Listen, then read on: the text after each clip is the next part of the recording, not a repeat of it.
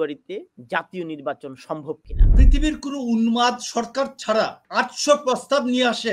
আপনি উন্মাদ কাকে বলছেন? হিজ টিম টোটালি একটা উন্মাদ। আর নলে 800 প্রস্তাব নিয়ে কেউ বসে কোনোদিন? এই টক শো থেকে বের হলে আপনাকে এখন অ্যারেস্ট করে নিয়ে যাবে। ধরে নিয়ে যাক। ইউনূসের পুত্র যে এনসিপি, মানে ইউনূসের সন্তান এনসিপি, এনসিপি হচ্ছে জামাতের একটা এক্সটেন্ডেড অংশ। বিএনপি যদি প্রেসার রাখতে পারে তাইলে ফেব্রুয়ারিতে নির্বাচনটা হবে, আর না হলে নির্বাচনটা হবে না। যে প্রস্তাবগুলো এসেছে মোট সংস্কার প্রস্তাব 700, এর মধ্যে 650টাই ধরেন বিএনপি এগ্রি করে ফেলেছে ঐক্যমত সংসদে মানে কমিশনের সাথে, আর বাকিগুলো হচ্ছে চলমান প্রক্রিয়া, যেটা আপনার দলের নেতা সালাউদ্দিন আহমেদও বলেছেন যে যেগুলো আশু বাস্তবায়নযোগ্য বা মধ্যমেয়াদী বাস্তবায়নযোগ্য, এগুলো আসলে ওই 700-র মধ্যে 650টা বিএনপি এন্ড অন্যান্য আদার পার্টিজ এগ্রিড। কিন্তু ভবিষ্যতে প্রফেসর ডক্টর ইউনূসের এই অন্তর্বর্তী সরকার যাতে আইনি জটিলতায় না পড়ে, এই কারণে বাকি সংস্কার প্রস্তাবগুলো নির্বাচিত সরকারের হাতেই রাখতে চেয়েছেন বিএনপি নেতা।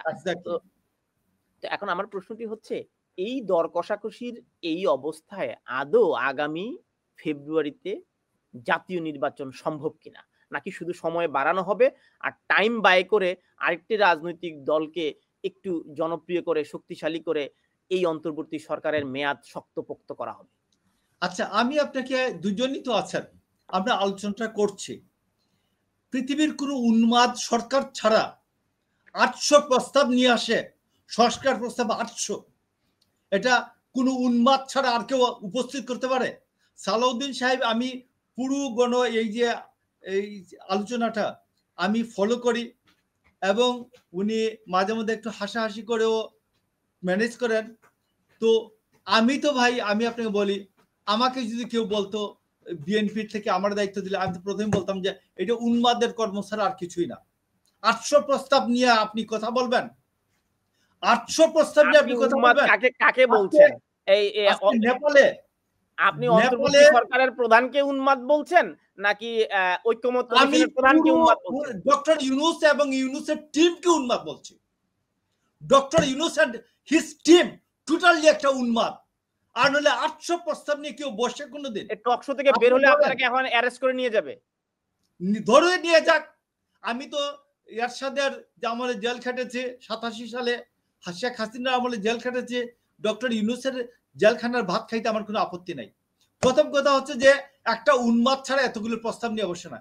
মানে এই 800 প্রস্তাবের উদ্দেশ্যই ছিল যে বিএনপি যেন বলে যে নো নো বলে বেরিয়ে আসে। তো বিএনপি এই ফাঁদে পা দেয় নাই। ফাঁদে পা না দিয়া এই উন্মাদের সাথে এতদিন পর্যন্ত নেচে চলেছে। 650 প্রস্তাব মানা ভাই।